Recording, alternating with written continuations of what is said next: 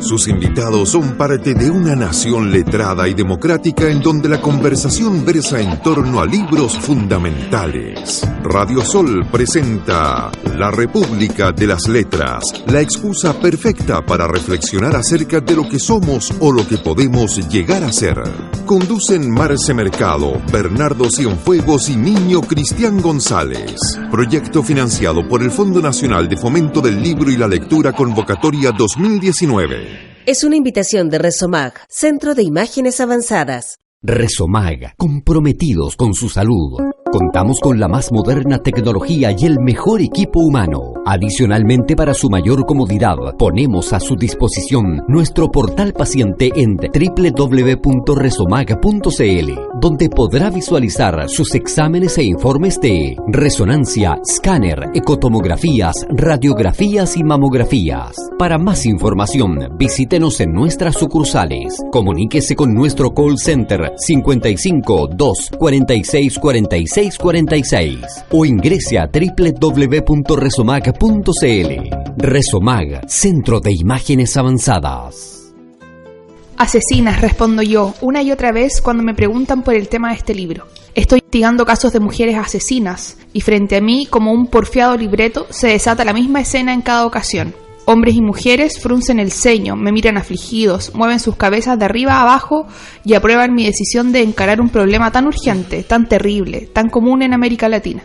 Es mi turno, el momento en que yo, letra por letra, debo corregir su equivocación y comprobar cómo la empatía se transforma en desaprobación y recelo. En lugar de escuchar la palabra asesinas, un extraño lapsus provoca que muchos entendieran lo contrario, asesinadas.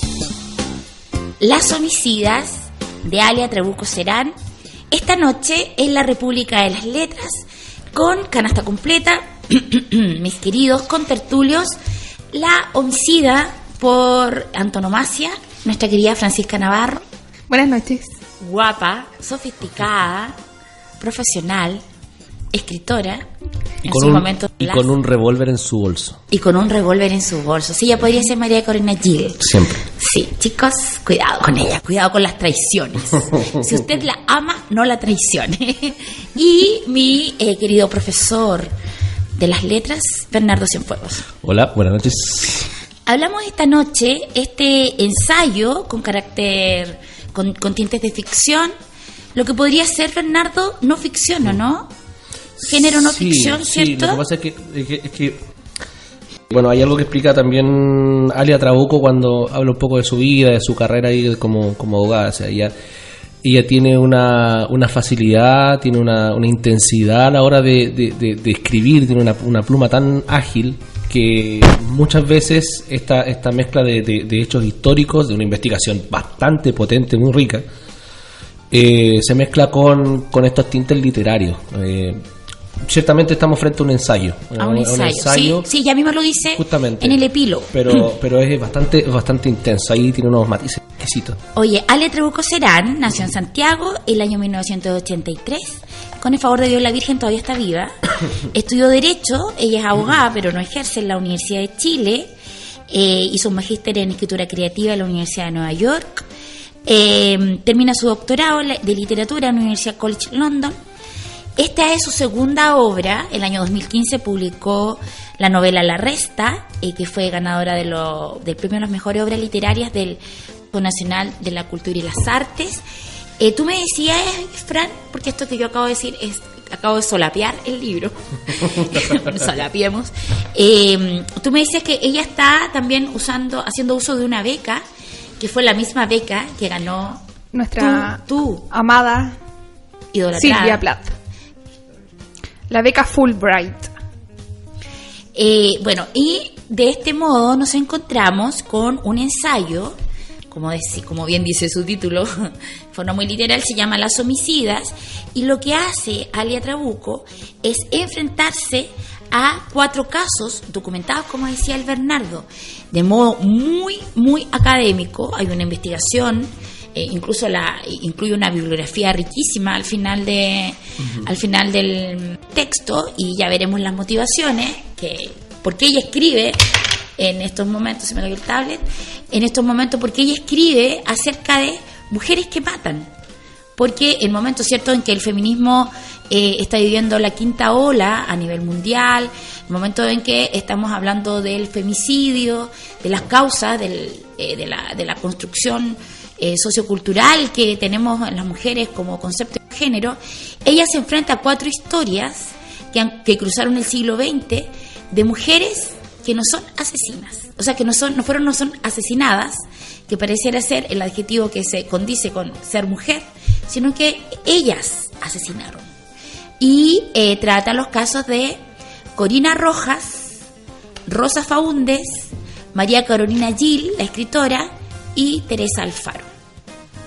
¿Cierto? Ella, en el prólogo nos cuenta acerca de la motivación para escribir un libro acerca de mujeres que matan, y fundamentalmente en un texto muy extenso y muy académico, pero podríamos decir, abro comillas, cito textual, que ella hace este ensayo porque quiso ocultarlas tras la gruesa cortina del amor, la sociedad, la pasión, los celos, hacerlas desaparecer tras la máscara de quintralas y medeas.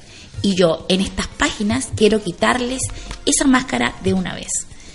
El objeto es hacernos pensar, y de hecho ya nunca entrega una conclusión, sino que es bien seria, porque va a los archivos judiciales, se documenta muy bien, lo vincula con qué pasa con la cultura, y esto qué pasa con los medios de comunicación, y a eso le mete buena filosofía, buena literatura, mucho Foucault, mucho la... Hace un paralelo como con un diario que ella va escribiendo a medida que va investigando. Eso es súper interesante, porque tal como decíamos al principio, acá estamos delante de un ensayo que tiene muchos tintes literarios, que hay mucha narrativa, que hay mucha descripción, pero hace algo magistral. Yo lo considero algo magistral, y por algo está haciendo lo que está haciendo, se ha ganado estas becas, ha ganado estos premios. Alia Trabuco, además de ir contándonos la historia, nos posiciona en el la construcción de estas historias a través de este proceso de búsqueda, de indagación. Exacto. Que no es menor, y se pone en paralelo la investigación que ella realiza para recuperar estos cuerpos, estas historias, estos asesinatos, con la misma investigación que se iba haciendo con estos casos, desde el primer caso, que habla de 1916 hasta el año 1962, que explota el último de los casos. Por lo tanto, meterle ese nivel de paralelismo en el concepto de investigación, las dificultades que tiene, que ya me gustaría tocar eso, y además que en uno de los últimos, en el cuarto homicidio, metiendo en alguna cuestión muy literaria, donde ficcionaliza un montón de relatos propios de la autora, de la perpetradora, no sé, pongámosle un nombre.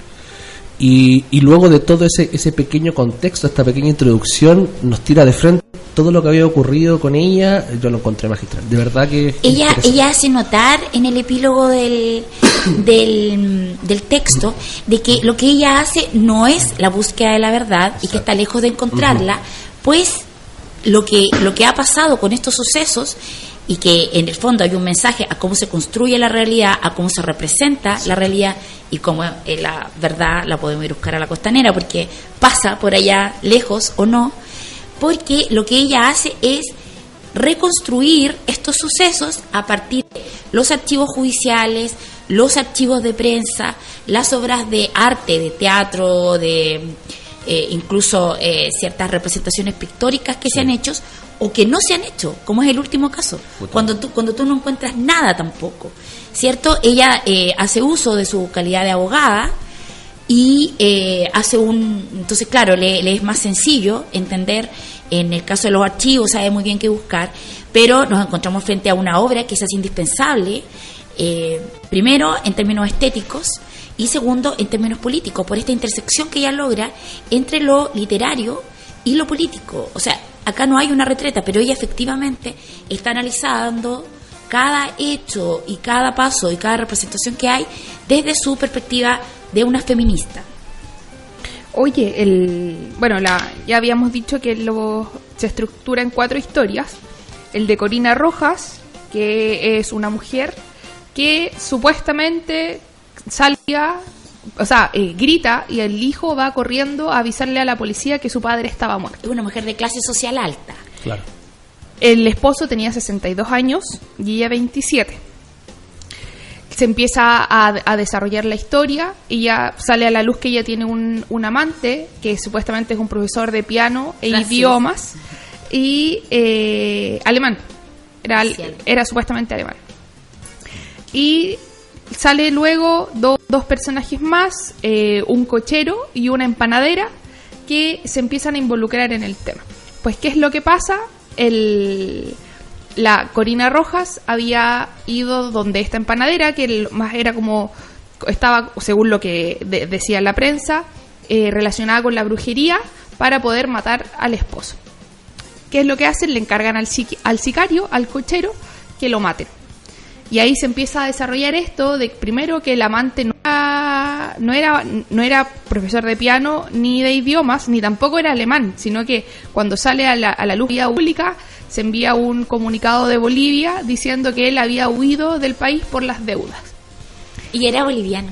Y ahí a ella se le empieza a cargar que no solamente era asesina, sino que además estaba con alguien que era un fugitivo de la ley. Claro.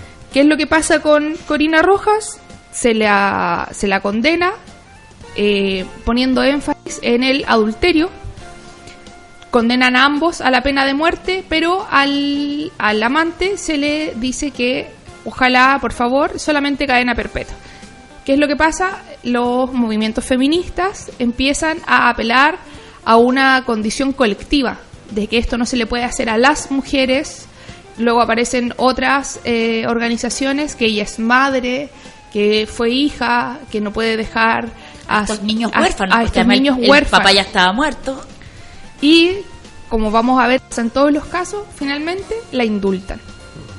Oye, es muy interesante porque ella va haciendo una construcción del sujeto en cada uno de los casos, y en este caso es muy interesante porque ella señala que lo que se hace, lo que se pone en cuestión, es que a poco andar no se está juzgando a la mujer, se está juzgando a la adúltera. Es la condición de adúltera, y en eso hay un sujeto colectivo, porque en el fondo lo que siempre, y en lo que cruza el texto de las 4 historias, es necesario corregir la condición de cualquier condición que sea considerada anormal en el sujeto femenino colectivo, cosa que leen muy bien los movimientos feministas de la época y que hacen presente. Después viene todo el desarrollo de la historia, donde efectivamente ella logra el indulto luego de haber estado 6 años en la cárcel, porque es un juicio que se hace largo, entrega distintas aristas, pero ya ahí hay una primera aproximación,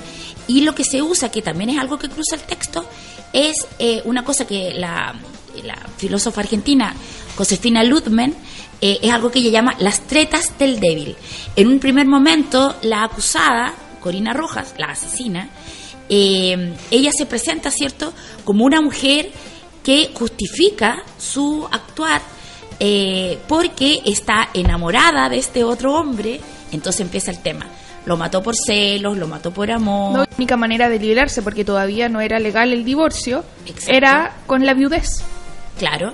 Entonces hay una serie de construcciones que en la lectura de cada uno, porque como son 4 y los queremos hablar todos, no vamos a picarle el diente a ninguno en particular, se hace una primera construcción, y estamos hablando del año 1916.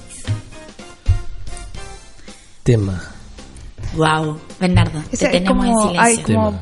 Ese fue como un tema con voz de asesino. Sí, ¿Temes por tu vida, Bernardo? Temo por mi vida. Por mi vida, sí. Yo sé que cuando menos Fran carga un revólver. Un revólver pequeño. Sí, yo cargo belga. Pero lo mío no. pero yo creo que tú, Marce, tú cargas un puñal. Sí, un puñal. Yo creo que los puñales son lo tuyo. Sí, como es Juan Pablo Castel. La ira, la desesperación. La ira es lo mío. Oye, ya, bueno, el Bernardo, estos chicos dijeron que yo fuera primero con el tema. Y vamos a ir con un tema sugerido por mi amigo AM, que me mandó varias alternativas, que está de esa manera amigo rockero. Pero escogí uno. Chicos, si uno va a asesinar a alguien en que debiera ser un bello asesinato, qué lindo sería que de fondo sonara la música de la película Taxi Driver de Bernard Herrmann.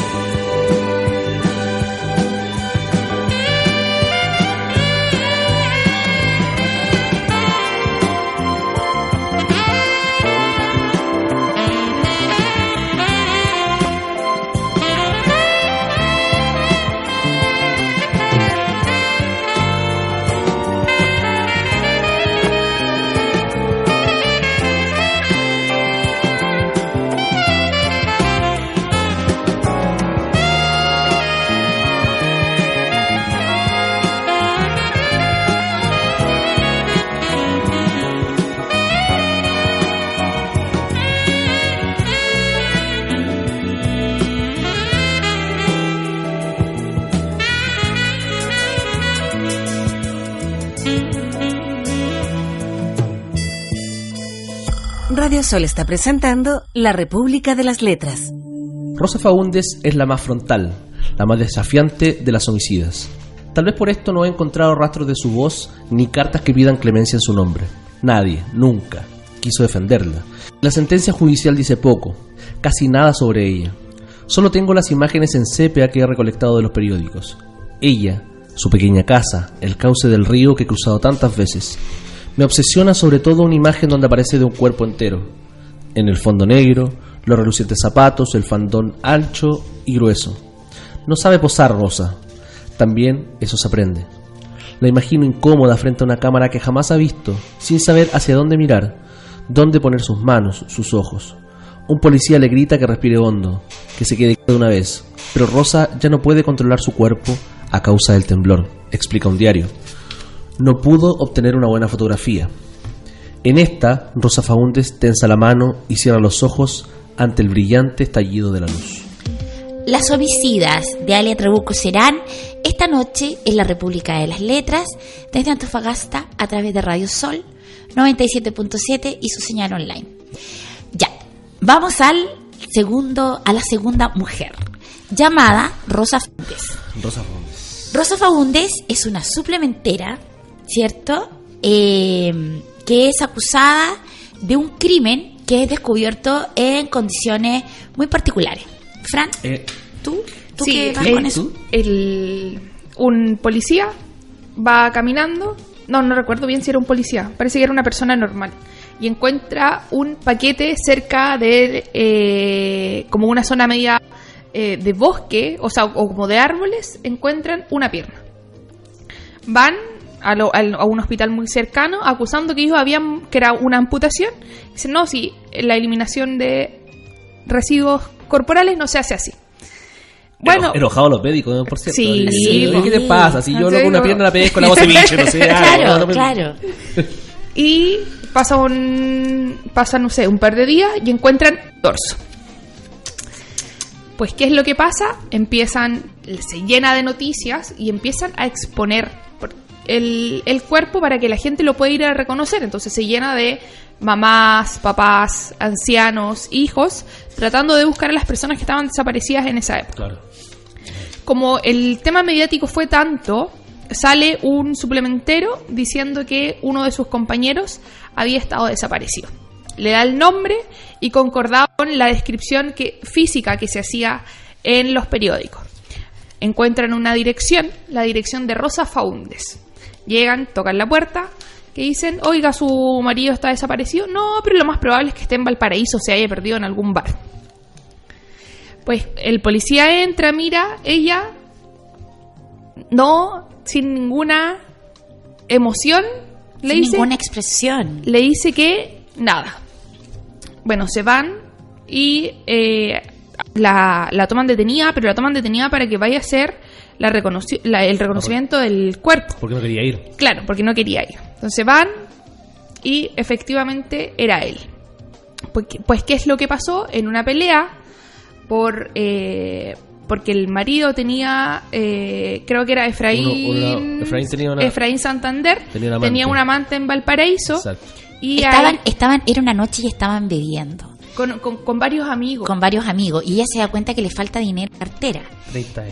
30 escudos, ¿cierto? Porque era una mujer pobre, o sea, de clase social baja, que trabajaba y sabía leer y escribir. Sí, era, claro, que no era común. ¿Qué año fue esto? En 1923. En 1923. Entonces hay varias categorías. Además se trataba de una mujer que no era madre.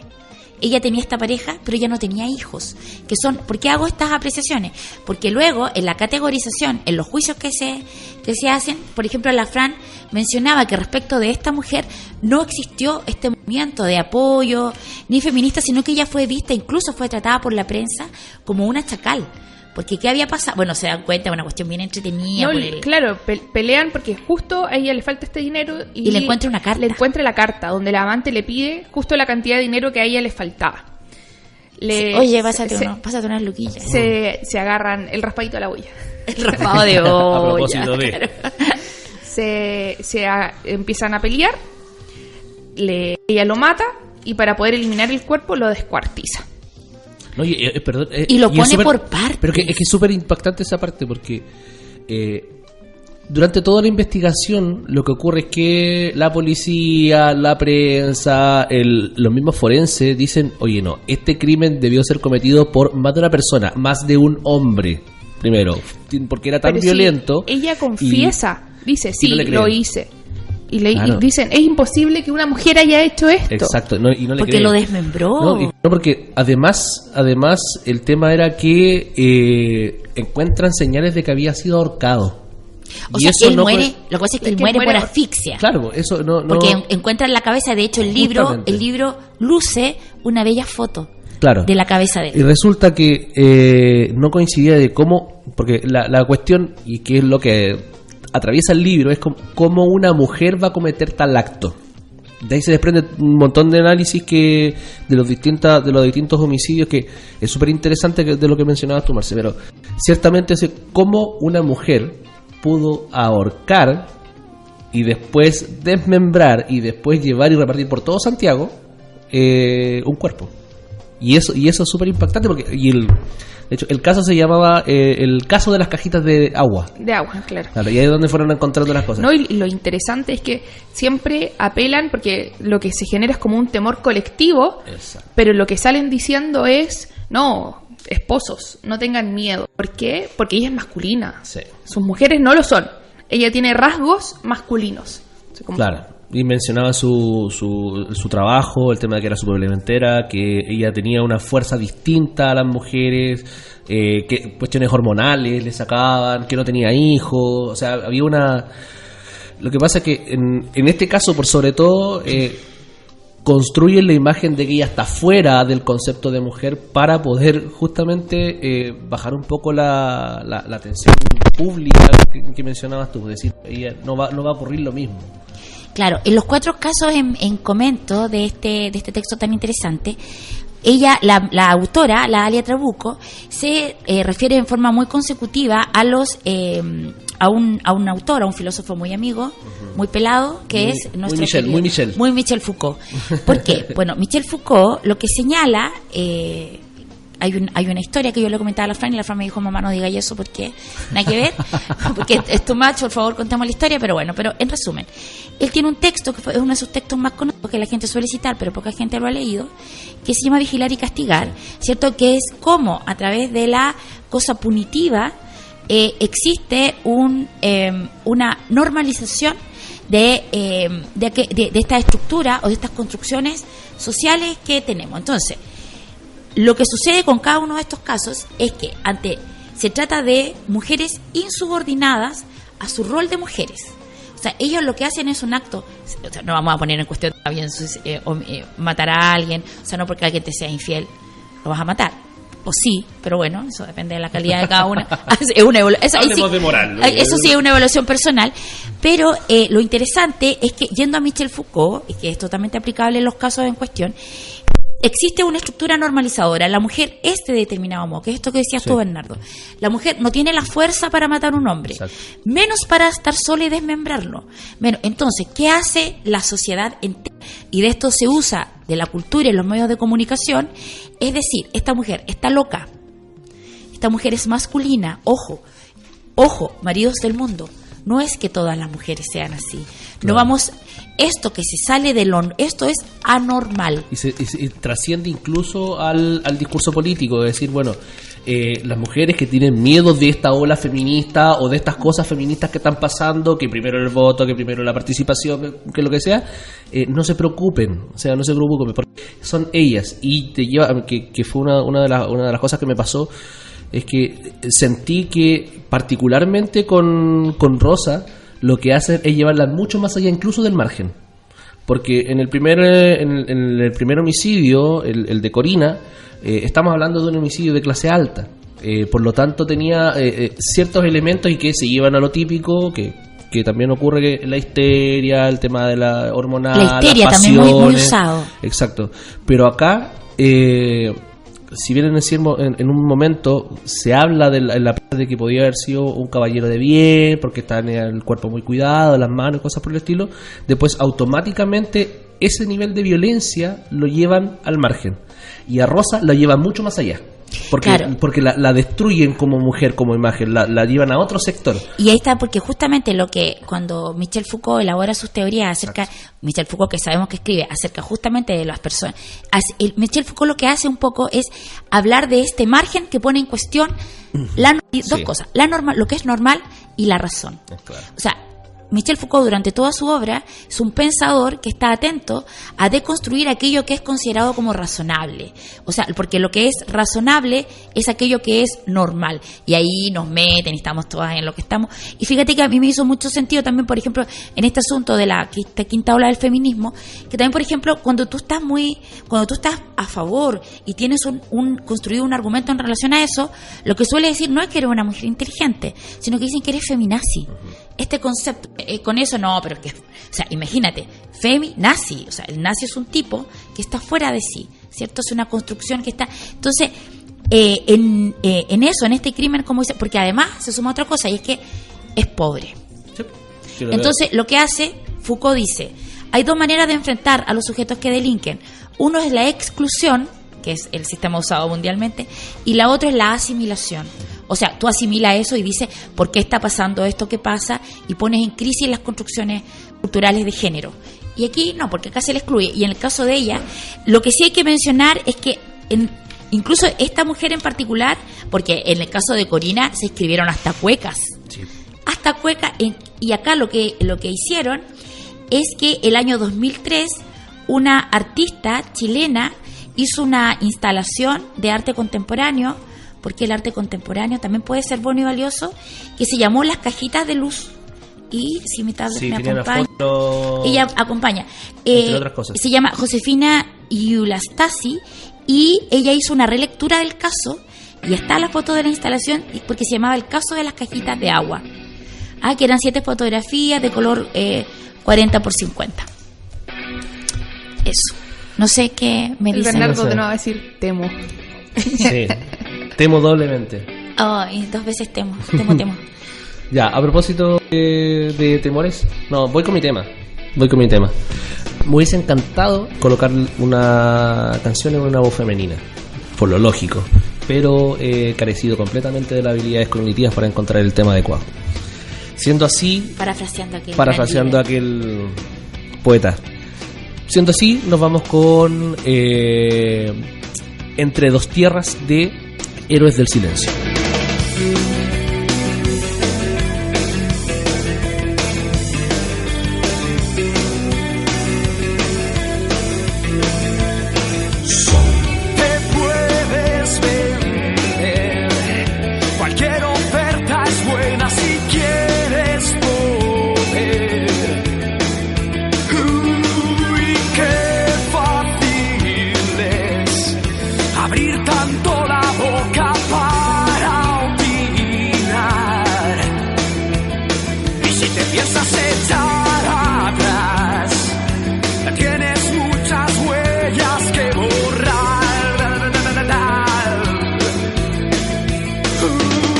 Déjame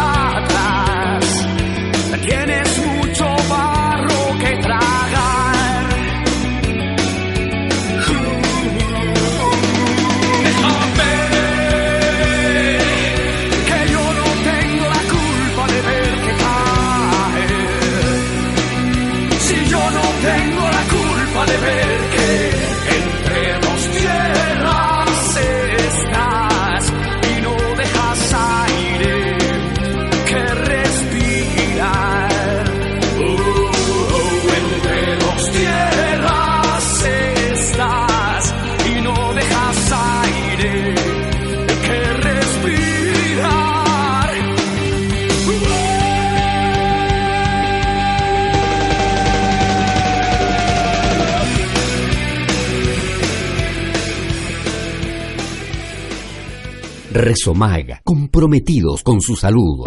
Contamos con la más moderna tecnología y el mejor equipo humano. Adicionalmente, para su mayor comodidad, ponemos a su disposición nuestro portal paciente en www.resomag.cl, donde podrá visualizar sus exámenes e informes de resonancia, escáner, ecotomografías, radiografías y mamografías. Para más información, visítenos en nuestras sucursales. Comuníquese con nuestro call center 55 2 46 46 46 o ingrese a www.resomag.cl. Resomag, Centro de Imágenes Avanzadas. Seguimos en Radio Sol con la República de las Letras. Honorable señor presidente, ruego a vuestra excelencia una subida gracia, conociendo a la vez la piedad y la magnanimidad vuestra, señor presidente. Respetuosamente suplicamos a vuestra excelencia indulto cabal para María Carolina Gil, que deseamos mujeres hispanoamericanas. Será esta una gracia inolvidable para todas nosotras.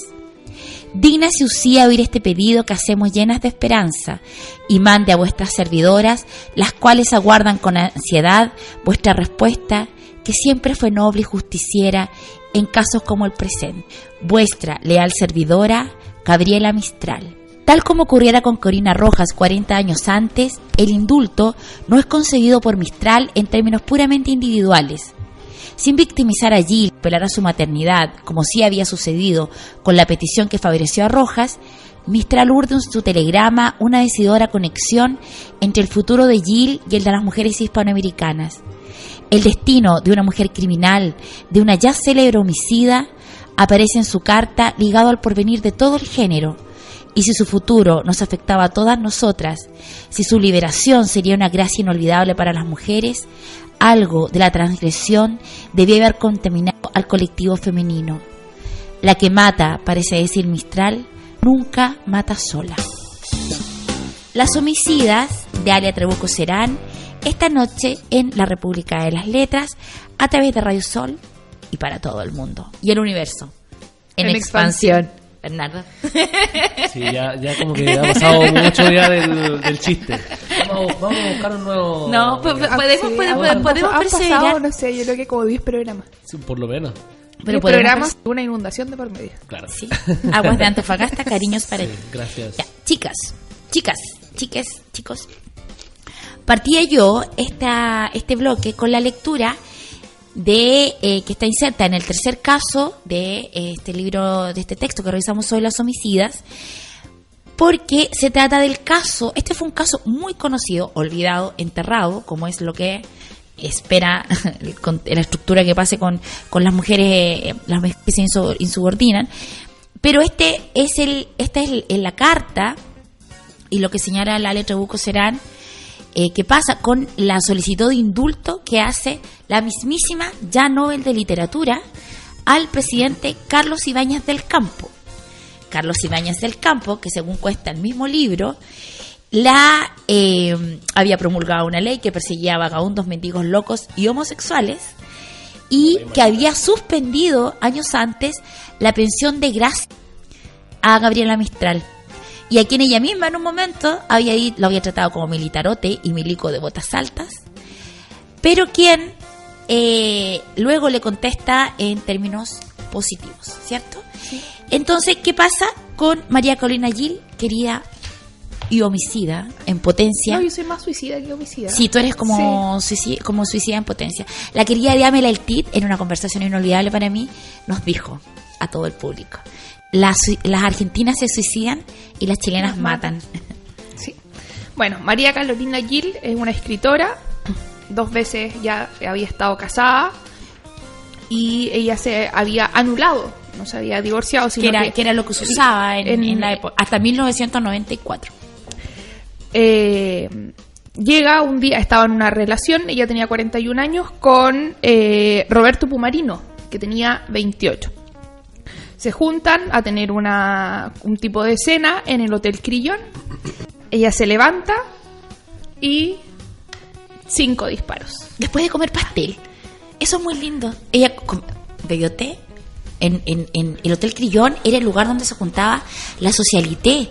santiaguina, ¿cierto? Los intelectuales, y en la cuna misma de la estructura, toma té, come pastel, se para y le mete 5 balazos. Yo no sé si usaría la palabra lindo, pero sí es muy artístico. Es Tiene estético. mucho de estética. O sea, si uno quiere matar a alguien... No, y o sea, lo que se relataba, porque había mucha gente, y como era este lugar donde se acumulaban los escritores de la época, estaba lleno de periodistas, entonces los periodistas se demoraron un poco en entrar. De hecho, hay fotografías con ella sobre el cuerpo, porque le dispara y se abalanza sobre el cuerpo ensangrentado. No, fue maravilloso. Esa fue mi historia preferida. ¿Fue tu historia preferida? Sí, fue mi historia Oye, hay que decir que respecto de la María Carolina Gil, bueno, y por supuesto, y ante tantos testigos, ella inmediatamente, ¿cierto?, llaman a la policía, ella no se resiste a la detención, y inmediatamente señala, y es una cosa que repite luego en el juicio, ante la pregunta, ¿asesinó usted a Roberto Pueramarino? Ella dice, sí, yo fui. ¿Y cuál es el tema que se desarrolla durante la historia, más allá de la cosa esta que luego es indultada a petición de la Nobel? Es que ella nunca señala las causas por las que asesinó a Roberto Pueramarino. Claro, Sí, de hecho, pasa algo muy interesante, porque Gabriela Mistral le manda una carta diciéndole que por favor que ella le dé la certeza a Mistral de que la indultaron, porque como ella en esa época vivía en Nueva York, y le dice no que había, no había internet. que por favor le cuente el motivo para que ella fuera la guardadora del secreto. Pues ella, el que citan solamente una parte de la carta que le envía ella a Mistral, le dice nada de nada. Claro, la doble negación que hace mención a Alia Trabuco ahí. Hay una cuestión interesante que denotar también en el texto, que como hablábamos, va acompañado de estos pequeños fragmentos de diario que ella tenía que ir llevando con respecto al tema de las indagaciones, de las búsquedas que tenía respecto a los distintos casos. Y en el caso particular de este asesinato, se llamaba Diario del Silencio, porque el primero, el de Corina Rojas, se llamaba Diario de Vida. El segundo se llamaba Diario del Margen, a propósito del caso de Rosa Faúndez. Pero este tercero, Diario del Silencio. Y es bastante trascendente cómo titula estos fragmentos, porque tiene todo que ver con el... Y de hecho se menciona a Foucault, se menciona a otros intelectuales más hablando de este concepto, porque una de las formas de categorizar, una de las formas de llevar a un punto específico del castigo, de la relativización o la normalización de uno u otro elemento, tiene que ver con no solamente asumir la culpa, sino que explicar el porqué. Y en este caso jamás ocurre. Se comenta que ella había rechazado a este hombre, que no se iba a casar nunca más porque ya había pasado por 2 fracasos anteriores. Lo que pasa es que ella señalaba que era infeliz. Claro. Y en esa misma línea solamente se arman supuestos, se arman conjeturas, pero nunca llega a la certeza o realidad del por qué que termina llevándose a la tumba. Claro, lo que pasa es que en la estructura de la confesión, en el sistema penal moderno, y que eso ahí es lo que analiza Foucault, que lo señala textualmente la Alia Trabuco, sí. En el sistema de la confesión no basta con que hayan testigos, claro, con que haya sido público, sino que se necesita el móvil. Se necesita saber por qué. Porque detrás tuyo no se puede ser un sicario, te fijas, no basta con que yo fui, ok. Y hace un análisis muy bueno. Entonces, ¿qué hace la prensa en este caso en particular con esta escritora que ya había publicado, una escritora de clase media alta? ¿Qué hace la prensa? Todo es en relación a cuáles fueron los móviles. Se esbozan muchos móviles. Primero, que en los textos y ensayos que había escrito María Corina Gil, ella había expresado su profundo amor por varias escritoras, todas muy afincadas en el feminismo, como la Martinet, la Gabriela Mistral. Y era una fanática de María Luisa Bombal. Pues recordemos brevemente que María Luisa Bombal fuera del Hotel Crillon, le dispara al Eulogio Sánchez, que había sido su amante 8 años antes, su amante de juventud, ¿cierto? Pero ella falla. Entonces, bueno, ahí se articulan varias cosas, que como la reproducción de este crimen, pero ella acierta. Bueno, esa era una como de las teorías, porque efectivamente, y ahora, María Gil nunca señaló cuál había sido el móvil. Y ahora, que es lo importante, y con estos chicos te juro que los dejo hablar, pero la cosa es que es súper importante lo que dice Foucault. Dice, o sea, ¿por qué? Bueno, y es terrible, porque efectivamente, además, entorpece el proceso penal, sin ella quererlo, yo creo.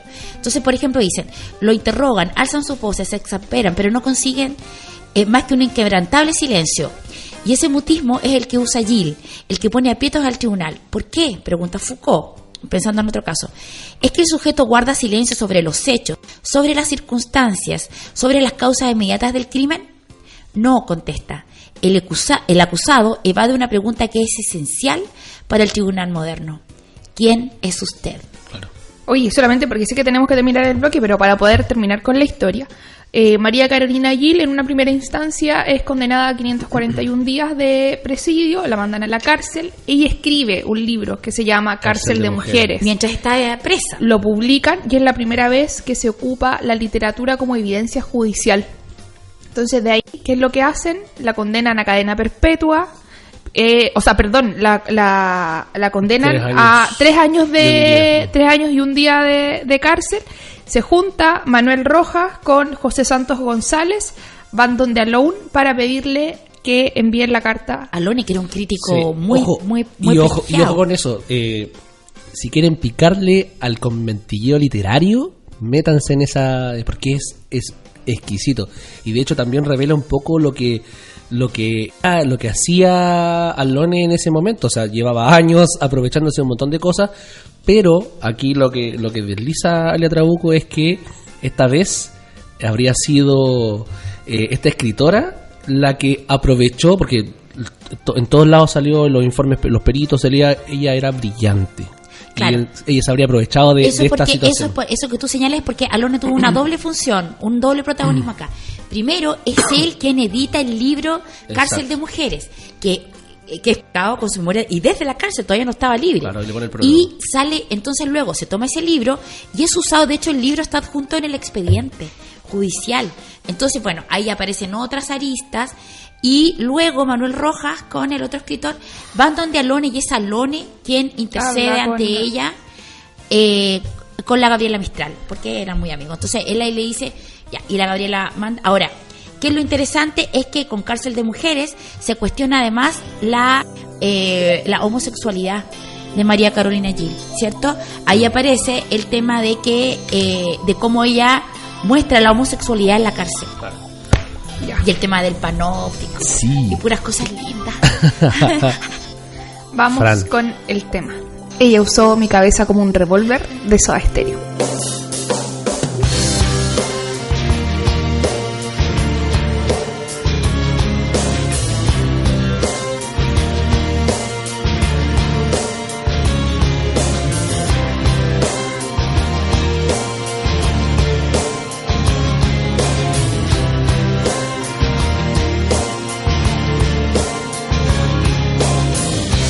Ella usó mi cabeza como un revólver.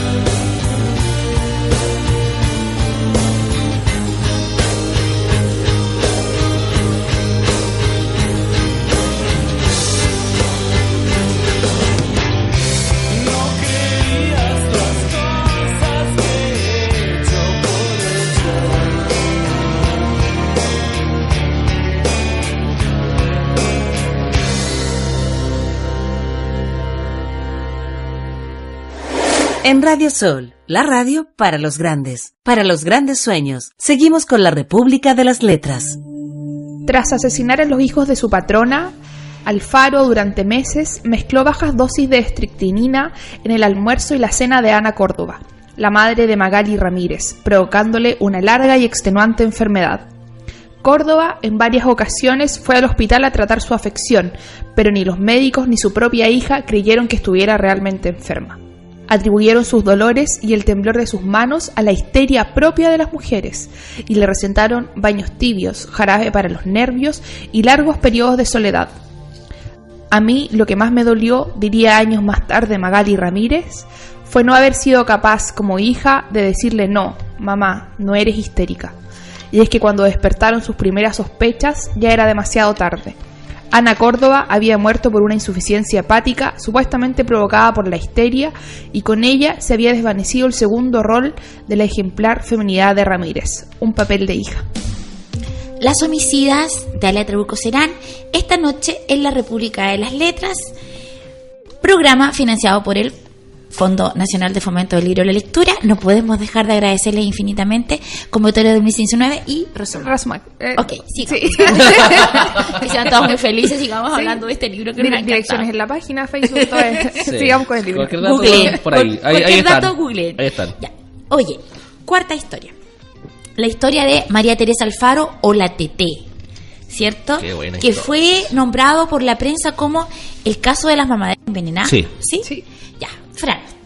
La Teté era una trabajadora doméstica para una familia muy aristocrática, el Sergio España y Magali Ramírez. Él era médico y ella era matrona.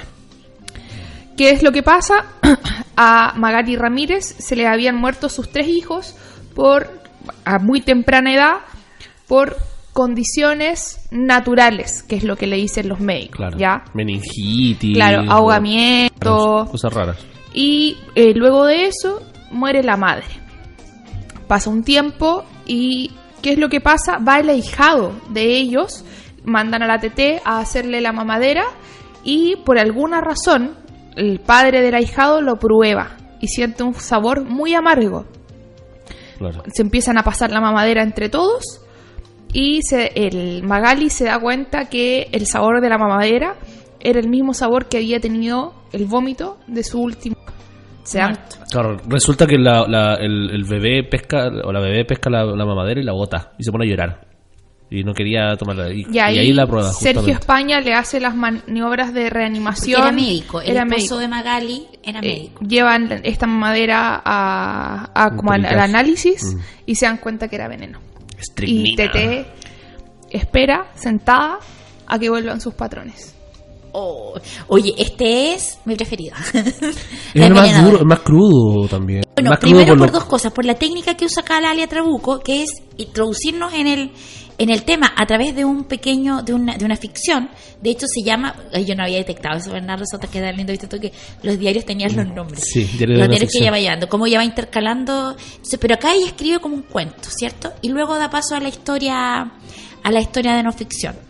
Y acá lo interesante es que, como ves, varios sujetos femeninos, desde la madre de Magali Ramírez, acompañar el matrimonio, un matrimonio de una matrona con un médico, claro, que tienen estos 3 niños, vida perfecta, así como ella, profesional, matrona, además mira la fantasía, ella matrona se casa con el médico, se conocen, se casa con el médico, casa cerca blanca. Y era el ideal, era como la imagen, la figura de lo que era el concepto de familia de los años 60.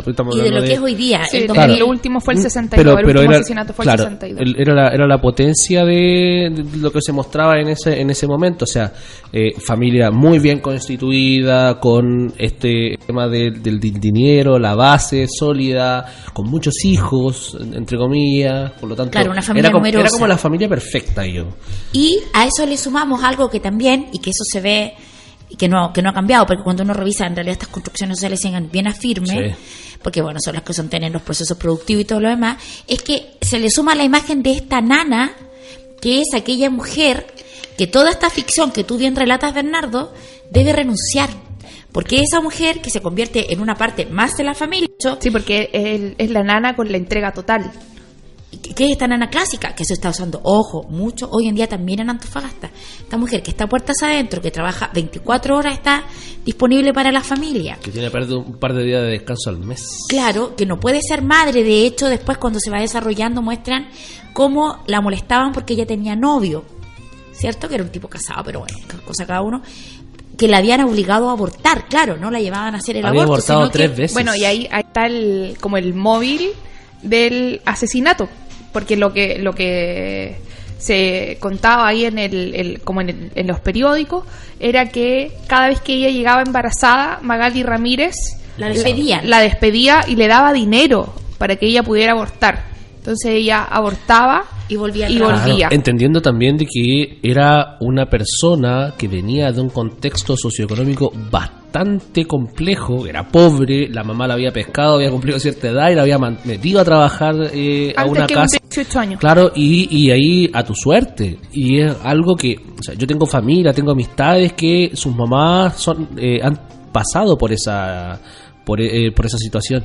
Y en el sur de nuestro país, por sobre todo, se da mucho hasta el día de hoy. Es una cuestión bastante... Mira, yo siempre, y en este caso, acá quiero traer a colación a alguien que además he manejado, que es mi bisabuela, que la Fran la conoce, por eso tenemos la suerte de ser como primeras en una generación de mujeres que todas fueron mamás muy jóvenes.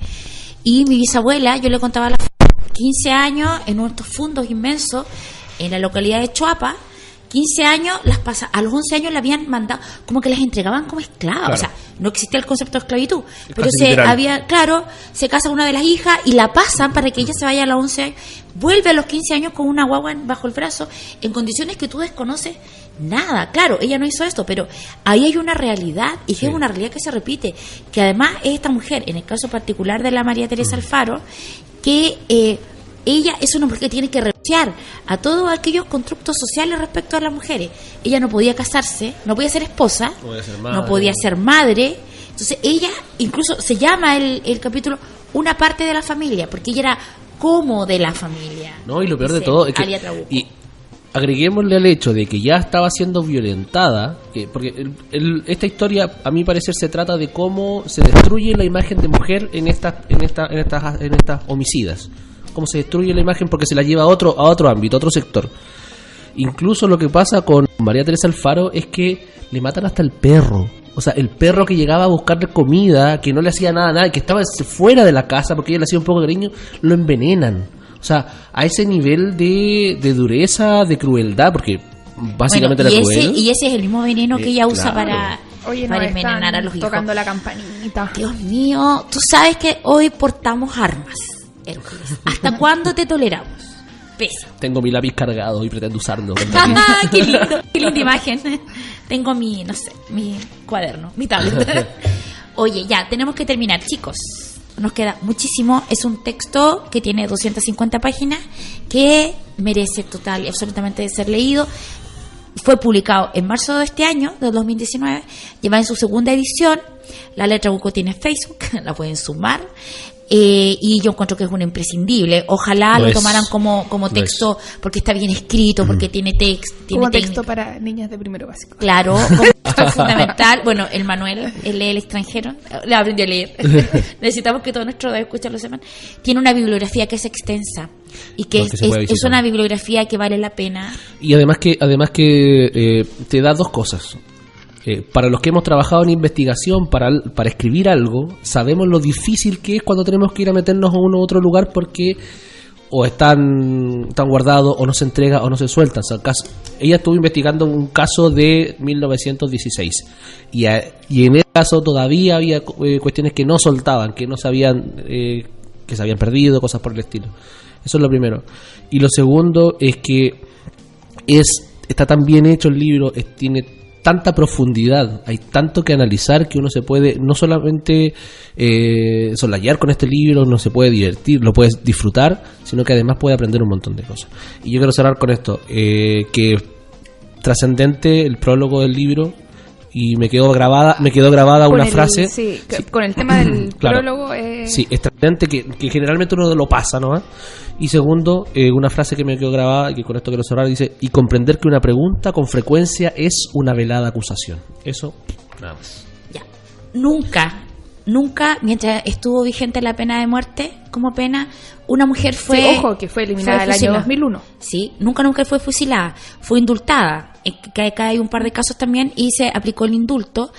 Y, bueno, yo cerrar con una frase acá del epílogo que dice: la indultamos, señora, porque usted no es más que una mujer. Y es, de hecho, una mujer desarmada. Y es un poco el constructo que se quiere... Fran, tú que nos trajiste este libro maravilloso. Sí, no, bueno, a mí que fue por esa razón yo al principio leía el prólogo, porque este libro yo lo leí hace un par de meses y se lo regalé para el cumpleaños hace como un mes a mi mejor amiga. Y en el cumpleaños les empecé a contar la historia y me pasó exactamente lo que dice la autora en el prólogo. Y me dice, pero ¿no son mujeres asesinadas? Y claro, porque solamente el 5% de los asesinatos son cometidos por mujeres, porque en realidad, o sea, las mujeres nos matan. Entonces eso a mí me pareció muy interesante, porque al final, y después probablemente cuando la gente lo comente, les va a pasar lo mismo. Chicos, no sé. Corina. No, María Rosa, Carolina Gil. María Corina Gil y María Teresa. Mujeres insubordinadas, más allá de sus razones. No vamos a celebrar acá los tipos de homicidio, más allá de las bromas, pero sí vale la pena estudiar todas aquellas situaciones que están en el margen. Chicos, muy buenas noches. La próxima venimos con Bernardo Trilce. ¡Wow! César. Gracias, Hércules. Nos trataste pésimo. Y esta ha sido la República de las Letras. Muy buenas noches. Buenas noches. Chao, chao. Resomag, comprometidos con su salud. Contamos con la más moderna tecnología y el mejor equipo humano. Adicionalmente, para su mayor comodidad, ponemos a su disposición nuestro portal paciente en www.resomag.cl, donde podrá visualizar sus exámenes e informes de resonancia, escáner, ecotomografías, radiografías y mamografías. Para más información, visítenos en nuestras sucursales. Comuníquese con nuestro call center 55 2 46 46 46 o ingrese a www.resomag.cl. Resomag, Centro de Imágenes Avanzadas.